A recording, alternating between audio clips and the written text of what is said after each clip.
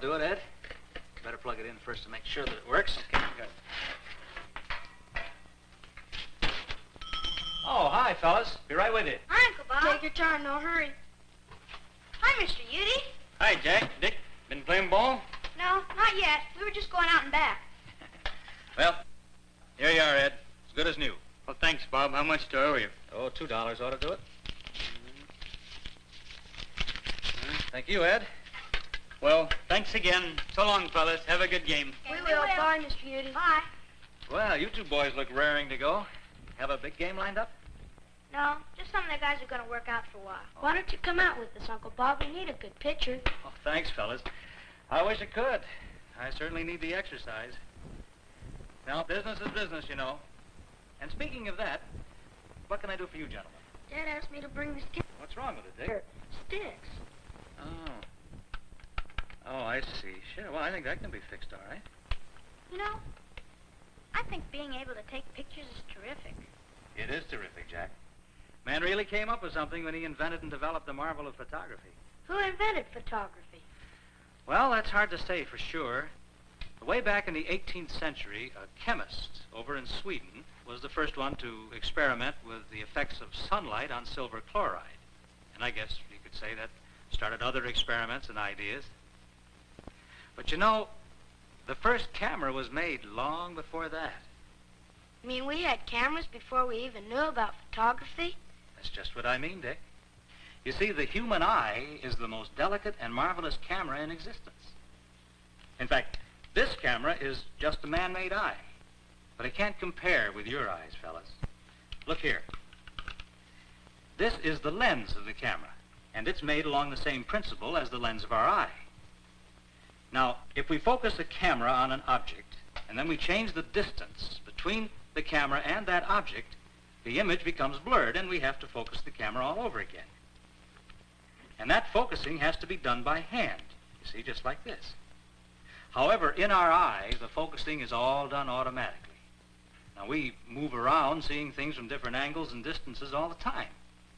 Strong muscles in our eyes change the focus thousands of times each day, and we never even give it a thought. How about that? Yeah, I never knew that. And that's not all. You see this little opening in the lens?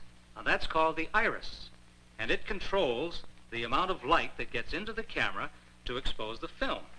Now, we can open and close the iris like this. See?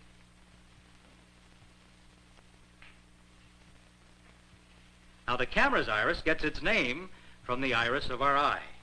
The eye's iris automatically opens and closes to adjust for different amounts of light. The more light, the smaller the iris.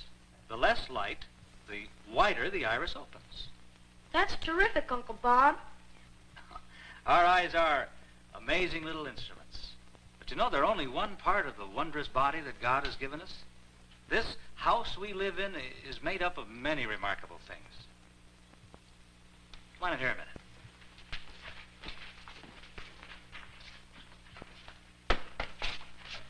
Now take a look out there at your buddies playing ball. Now you don't see still pictures, do you? No. No, of course not. The pictures that the eye gives us are moving pictures. And they're not silent pictures either. They're sound pictures. That's right, they are. That's because we have ears, huh? That's because we have ears. What about these ears of ours? Watch your head. You know, I suppose most of us just think of our ears as a couple of things sticking out of the side of our head that are so easy to get dirty, but oh, so hard to get clean, huh? Actually, the human ear is one of the most efficient sound detectors known. A very delicate and sensitive instrument that operates in a remarkable way. Think of how a piano sounds when it's played.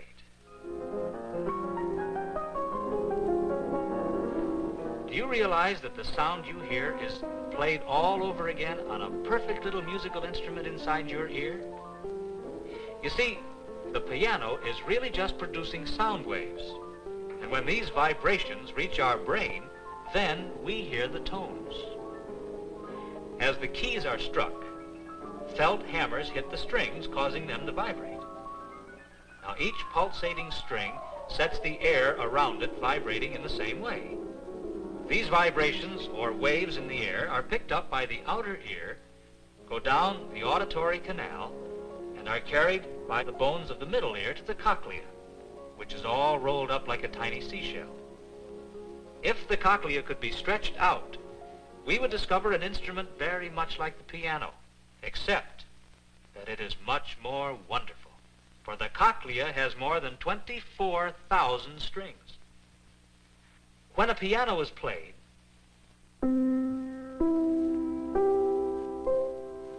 the ear's remarkable keyboard plays the same tones and sends signals along the nerves to the brain where we perceive it as sound.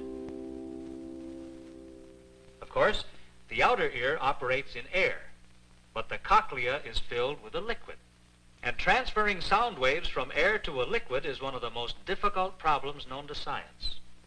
But in the ear, this problem is beautifully solved by the precise design of the middle ear with its two diaphragms of just the right size and three connecting bones that provide the exact leverage required.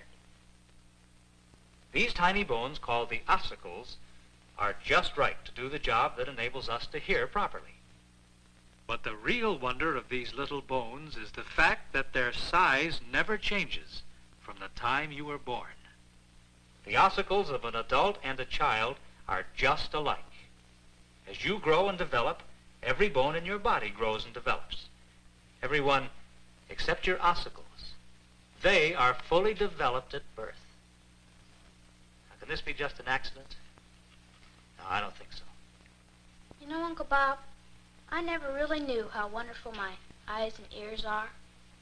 Not only our eyes and ears, fellas, but also the other parts of our body, too.